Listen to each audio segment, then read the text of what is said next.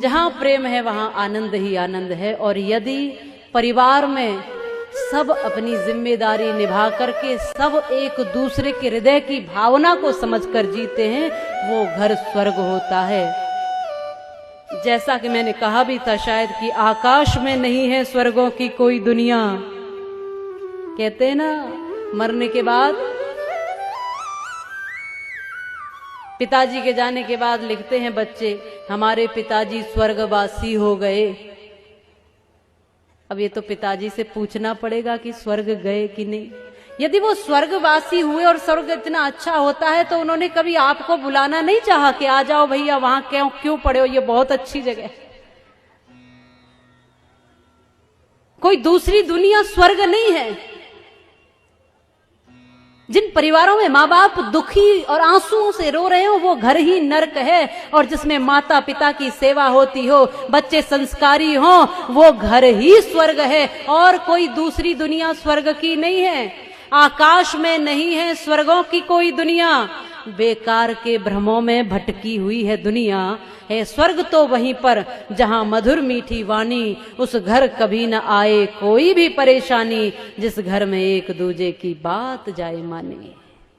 एक दूसरे को समझकर जहां लोग रहते हैं वो घर स्वर्ग होता है। और एक व्यक्ति भी अगर विपरीत विचारधारा का होता है तो रामायण उसका भी उदाहरण देती है कि क्या होता है। प्रत्येक व्यक्ति की, छोटे या बड़े, प्रत्येक व्यक्ति की उतनी ही जिम्मेदारी और उतना ही कर्तव्य है। बच्चे अधिकार की बात करते हैं, अरे पिताजी की संपत्ति पर मेरा पूरा अधिकार है, लेकिन पिताजी के लिए कर्तव्य क्या बनता है, थोड़ा इसको भी सोच ले। और बड़े भी ऐसा करते हैं, अरे भाई पैदा किए हैं तो कौन सी बड़ी बात है, उनका भी एक जीवन है, वो भी एक स्वतंत्र सत्ता है ईश्वर की, वो भी एक वही तत्व है जो तुम है। इसलिए छोटा हो ये सोच करके उसको छोटा नहीं समझना है। प्रत्येक व्यक्ति ईश्वर का अंश है। हो सकता है कि बड़े लोग कुछ दिन पहले इस दुनिया में आ गए हैं, बच्चे थोड़े दिन बाद इस दुनिया में आए हैं, बस उतना ही तो अंतर है, समय का अंतर है बस। क्योंकि बड़प्पन तो व्यक्ति के कर्म से होता है। जो छोटों को भी गले से लगा कर चले, जो छोटों को भी संभाल कर चले, जो छोटों को भी उनका कर्तव्य बताते हुए उनकी भावनाओं को समझते हुए चले, वो बड़ा है, चाहे फिर वो कोई भी हो।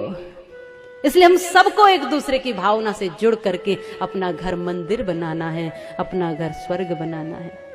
वो एक गीत गाती थी पहले, घर में महिलाएं माताएं गाती थी कि घर को ही मंदिर बनाऊंगी, कहीं बाहर न जाऊंगी। शायद आप भी गाते हो, पहले हमने सुना था कि सास अपनी को कौशल्या बनाऊंगी, ससुर जी को दशरथ बनाऊंगी, पति को मैं राम बनाऊंगी, कहीं बाहर न जाऊंगी। मैंने ऐसे कुछ शब्द गाती थी कि मैं घर को ही मंदिर बनाऊंगी, घर ही तीर्थ बन जाएगा। जब मैं देखूंगी तो दशरथ और कौशल्या के रूप में देखूंगी सास ससुर को, पति को देखूंगी तो राम के रूप में देखूंगी, और यदि मैं खुद पार्वती बनी तो भोलेनाथ के रूप में देखूंगी, और मेरा तीर्थ, मेरा मंदिर, मेरा घर ही हो जाएगा। फिर बाहर जाने की जरूरत क्या है मुझे, जब घर ऐसा हो जाए। ऐसा माताएं गाती थी, उनके सामान्य शब्दों में कितनी गहराई छुपी होती थी। आज हम घरों को नर्क बना रहे हैं। क्या बना रहे हैं? घरों को नर्क बना रहे हैं, स्वर्ग नहीं बना रहे। ये सोचना आपका काम है।